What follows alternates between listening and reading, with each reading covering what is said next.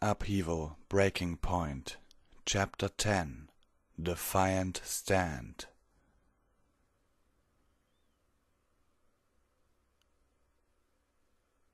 My dearest and most faithful student, Twilight Sparkle, of course I have time to see you, especially since your letter sounds so urgent. Come to the palace as soon as you are able to, and I will be waiting. Princess Celestia's reply had come swiftly, as Twilight had come to expect given Spike's abilities. Dearest and most faithful student was a point of pride for her. Now it felt like a very heavy title. For all of Princess Celestia's faith in her, here she was, carrying knowledge that she shouldn't be. And I have just as much faith in her as she does in me, she thought. Which is why I'm going to talk to her about this instead of sneaking around. The threat of punishment loomed over her, even if I'm afraid of what she might do. Once more, Twilight was back in Canterlot. It was late afternoon by the time she had arrived, and the slowly setting sun cast everything in a red-orange light. The city's magnificent buildings didn't feel so welcoming now. Canterlot was not her old home where she spent many wonderful years studying under her beloved teacher. Today Canterlot was the mighty capital of Equestria, the home of their ruler, the most powerful pony in the entire world, and a testament to the unbroken centuries of her dominion. Canterlot had always been big, but this was the first time it loomed over her, and she felt very small indeed. On her back she could feel Spike shiver slightly. That alone told her that he was feeling the same way. "We're really going through with this, aren't we?" Spike asked. "Yes," Twilight said. "Spike, it's not too late for you. You can go back and forget what I told you." "I won't," Spike said. "Especially if you won't. I've never met any pony from this Equestrian Legion, but if you believe that you have to do this, then I believe in you." "Thank you, Spike. That means a lot." "Maybe we could stop at Donut Joe's first?" Spike asked. "They might be the last donuts we'll ever eat in the Heartland." "Spike!" "I'm just kidding. I could use a little humor, especially when all these buildings look like they're going to fall on me for going along with you." Despite her fear, Twilight made her way immediately to the royal palace. Walking through what should be the familiar halls of her mentor's home, she was now aware of details that had escaped her before. The white stone walls looked especially cold today. The halls and chambers looked much bigger and grander. The royal guards posted at the entrances looked especially stern. She wondered why Princess Celestia would need so many stallions to guard her home, when danger was so unlikely to come to Canterlot, let alone the royal palace. Finally, Twilight reached the throne room, where she faced the long stairs that led to Princess Celestia's seat. The princess stood atop the stairs, as majestic as ever.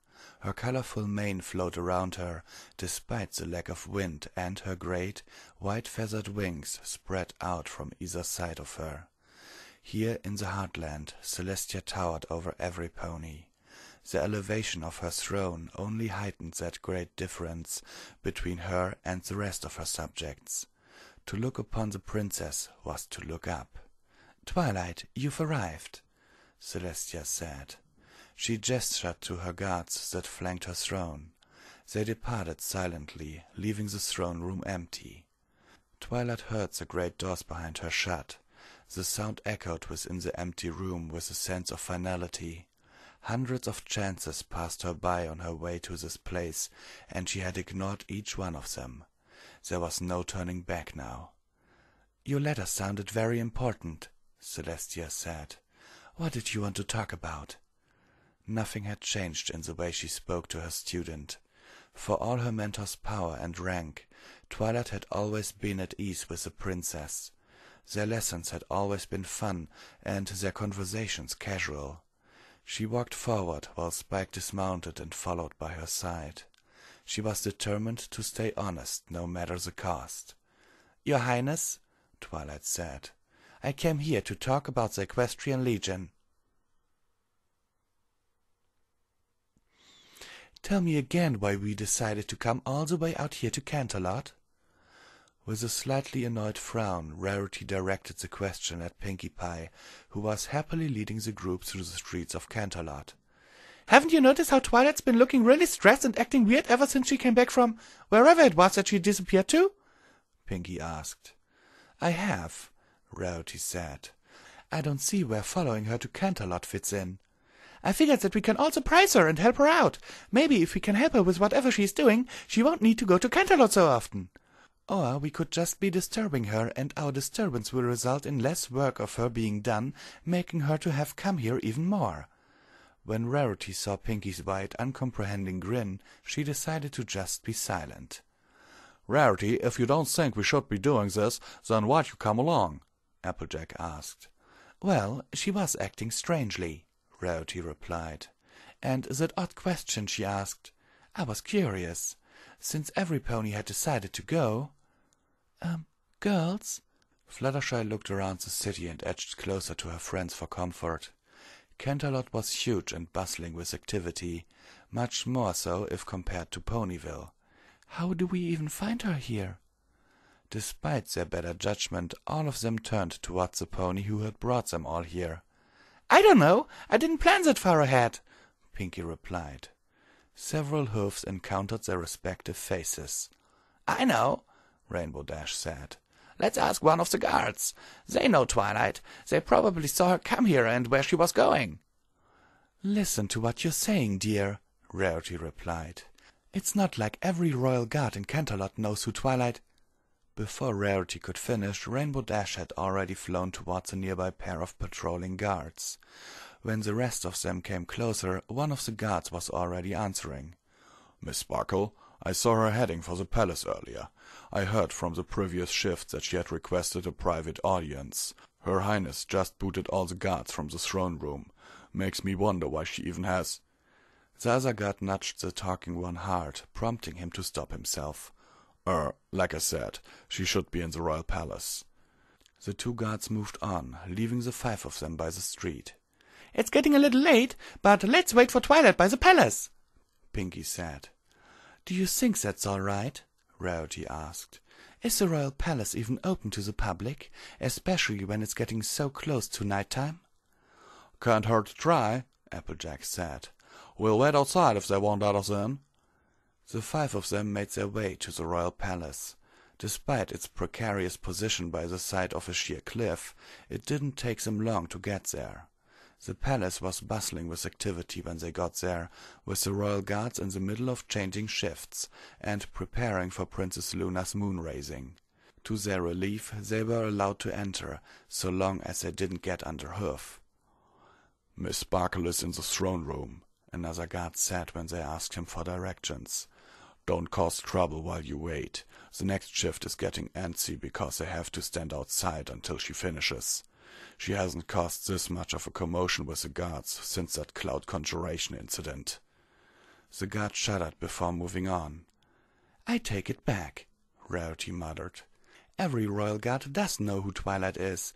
What a surprisingly well-informed garrison. They reached the hall outside the throne room, where a squad of royal guards was indeed waiting.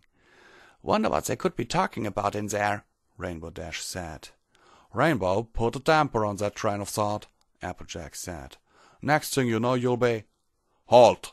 One of the guards shouted. What do you think you're doing? The warning had come too late. Rainbow Dash had flown past the guards and put her ear to the double doors that led to the throne room. How do you know about that? When Twilight had asked the question, she had expected a range of emotions from Princess Celestia. Anger, surprise, disappointment. She hadn't expected a withering, despairing look that made her cringe on the spot. For a moment, the princess looked as if she was watching a nightmare come into reality right before her eyes. The urge to run nearly overpowered Twilight. She swallowed hard and steeled herself. I broke the memory lock spell that was placed on me. It was as if something had descended upon Princess Celestia and sucked away all her emotions. Twilight blinked and looked closer. Her mentor appeared less vibrant. Even her colorful, flowing mane fell still. Her silence was unbearable. It made the throne room, which had always been a majestic sight, feel like the inside of a dungeon. Finally, Celestia spoke. "My brother never liked using his magic," she said. "That is why his legionnaires call him names like Trampler Terrado or Bloody-Hoofed Terrado." Twilight remained silent. Celestia spoke in a subdued monotone. It was impossible to tell how her mentor was now feeling. "But that doesn't mean that his magic is weak," Celestia continued. "As strong as you are, you would have needed help, a trigger of some sort. What was it? Do you still have it?" "It was—" Twilight stopped herself. Captain Vanguard Clash would surely get into a lot of trouble if she showed the princess's emblem. Celestia would ask her brother to find out to whom it belonged, and it wouldn't be long before he faced punishment. As a legionnaire, he may come out of it worse than her. Celestia continued to stare at her. She had to give some answer. "I can't tell you," she said. A hint of emotion finally crossed the princess's face. Disappointment. Twilight felt herself shrink on the spot. "You are protecting some pony," Celestia said. "I understand. Twilight, I cannot allow knowledge of the Equestrian Legion to spread here. I won't ask you how you came upon it, but please give me the trigger and submit yourself to another memory lock. It's for the best." "Why?" The question put a puzzled look on Celestia's face. "What do you mean?" she asked. "Why would it be for the best?" Twilight asked. "This is why I came here today, your highness. Why must no pony in the Heartland know about the Equestrian Legion?" The puzzlement on Celestia's face turned to resignation. "If it will convince you to submit yourself to a memory lock, then I will tell you." She descended the stairs to her throne, so that she was on the same level as Twilight. "When we first took it upon ourselves to rule Equestria, Terrado, Luna, and I strove to protect all of ponykind. This realm was always meant to be a safe haven for ponies, a place meant to nurture harmony." A deep frown furrowed Celestia's eyebrows as she continued. Twilight shivered. She had never seen such an expression on her mentor's face, not even during her worst miscasting during their lessons. "We were attacked almost immediately. We never provoked anyone. All we wanted was to live in peace." "Why would they attack?" Twilight asked. "Fenrir wanted Luna to be his bride." Disgust crept into Celestia's tone. When she refused, he declared that he would tear into Equestria to take her. Arrogag hates anything that isn't an Urson. The Orphidites consider ponies to be a delicacy. Sesif doesn't want neighbors. He wants a farm. Despite their vicious and cruel ways, we kept all of them at bay. The disgust disappeared from Celestia's voice, replaced by sadness. "But we were losing. Terrado led the Legion to one victory after another, but it wasn't enough to stop the loss." "I don't understand," Twilight said. "You were protecting Equestria." "I was protecting our territory," Celestia replied. "I was protecting every pony's body, but I had to also protect who we were. The constant fighting was an assault on our very identity. Ponies are creatures of harmony, of honesty, loyalty, kindness, generosity, laughter, and magic. The war was destroying that identity, and I could do nothing to stop it. You have been to the Barrier Lands. Have you seen what the Woven are like?" Twilight nodded. A shiver ran through her as she remembered the savage lupine creatures that had lunged at her. "Terrifying creatures," Celestia continued. "Fenrir wants his subjects to be as vicious as possible, and they are eager to please him. Yet they are not what I fear most. The stuff of my nightmares is seeing my subjects become more and more like them. I've walked past a group of ponies while they talked about the best way to crush a wolven. I've listened to captains comparing how many Ursans they've killed, then had them look to me for praise. I've watched a pony get shot to death with poison arrows, while the pony next to him just shrugged and went on fighting." Celestia was silent for a moment. When she spoke, her voice had dropped to barely above a whisper. I have watched my own little sister clap excitedly while my brother told her how he stepped out the eye of the king of Wolfengard. These are the things that we were losing Equestria to. These things kept me up at night. Sometimes they still do. Something had to be done. Through the throne room's great windows, Twilight noticed that nighttime had completely settled.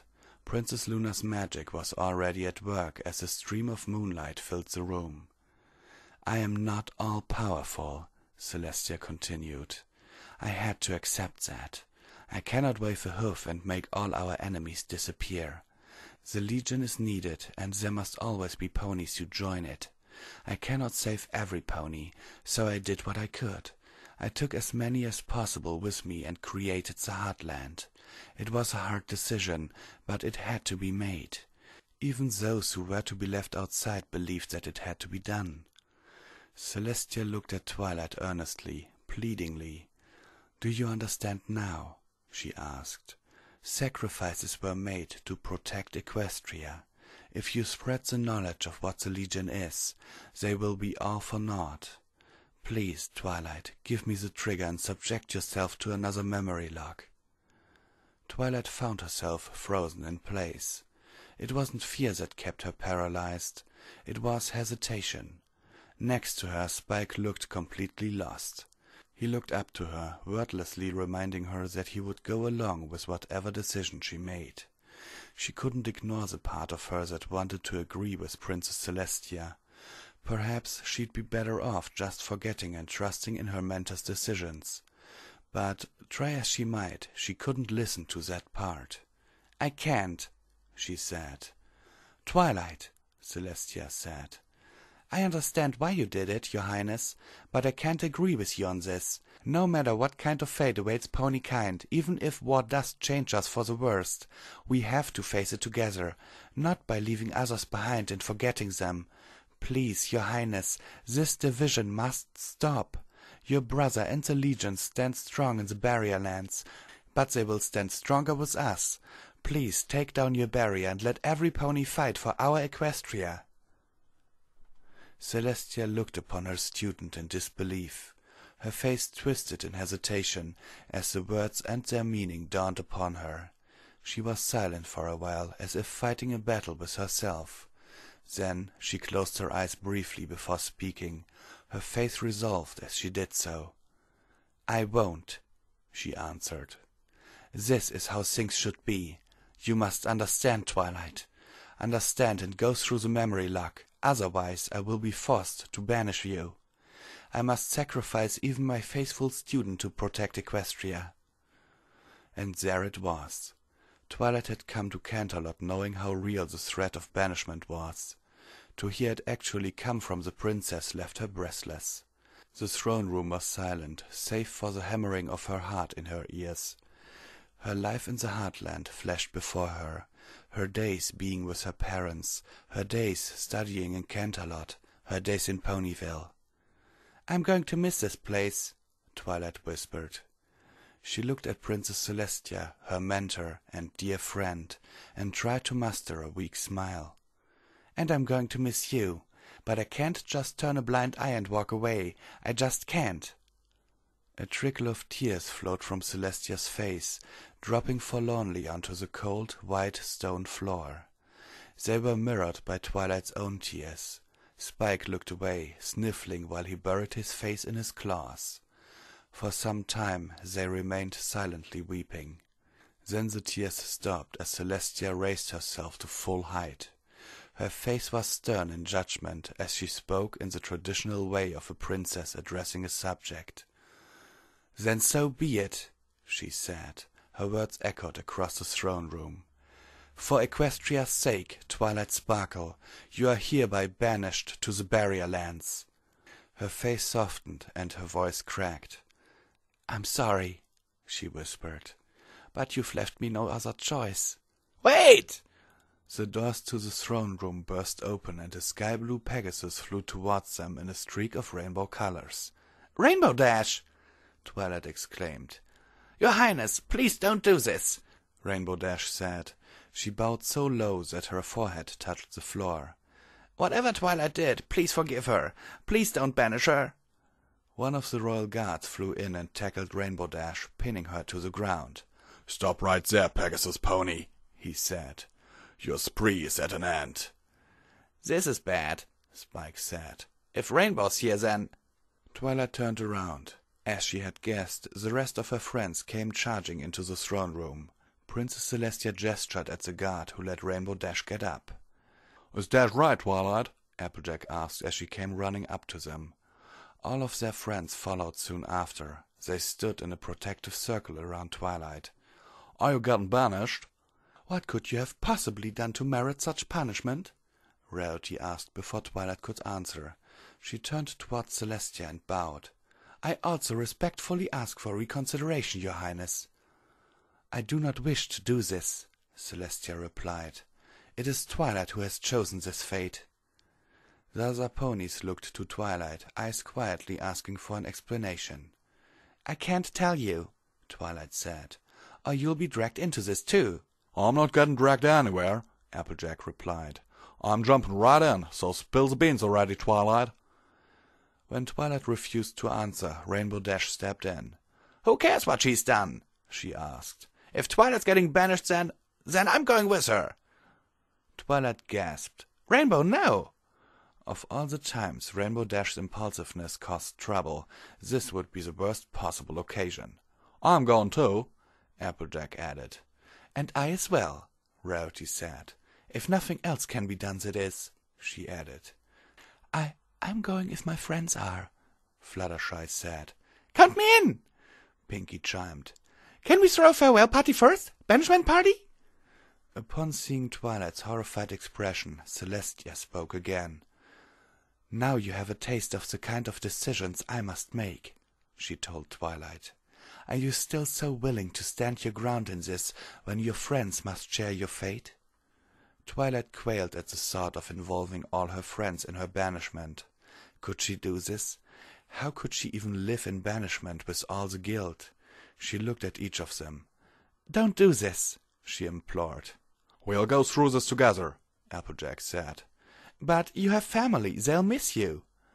For a moment Applejack hesitated, but her determined expression returned quickly. "They still have each other. I'm not letting you go on alone." "But you don't even know why I'm getting banished, or where I'm getting banished to." "Doesn't matter," Rainbow Dash said. "If you believe in it, that's good enough for me. I'm with you, Twilight." Twilight looked around her, trying desperately to keep what was happening from continuing. "And don't you go back on your decision either," Rarity said. "This is a sacrifice we're willing to make. Don't turn it around and give up on what you believe in because we held you back." "Everyone," Twilight sniffled and choked as she tried to speak. "Everyone, please." One more look at their determined faces and she gave up. Her voice quivering, she stood at the center of her friends and faced her mentor. "I won't change my mind. Just as I said, no matter what fate we face it together. This is how ponies should be." At the sight of them, Celestia looked away. Already her horn glowed a brilliant white light. The royal guards stepped back, fearful of the punishment their princess was about to inflict. "Is there anywhere in the barrier lands you wish to go?" Celestia asked. Twilight knew her answer right away. It was the only place she knew, and she wanted to do something over there as well.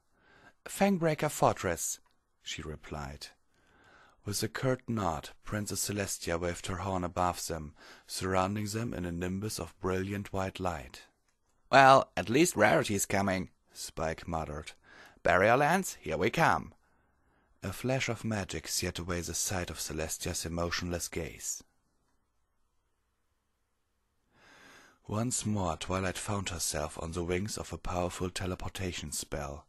There was no confusion this time. She knew exactly where she was going and why. She didn't fall on anything as well. Her mentor's spell was perfectly precise. She was standing on a stone floor as soon as she felt the spell recede. It was only a matter of time before the glare gave way. "Where are we?" Spike asked as he rubbed his eyes. When her vision cleared, Twilight looked around.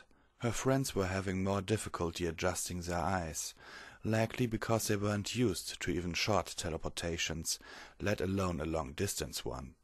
They were in the same audience chamber where she met Prince Tirado. There were no ponies besides them around, though. "Fangbreaker Fortress," she answered. "Fangbreak what?" Applejack asked. She looked like she was about to throw up. "I can't believe we actually went through that," Rarity said. She was adjusting much better than the others thanks to her affinity with magic. "I just hope we're somewhere civilized." Before Twilight could reply, the doors to the audience chamber burst open. She turned towards the sound, expecting to encounter some guards. A trio of snarling wolven burst through the doorway and charged.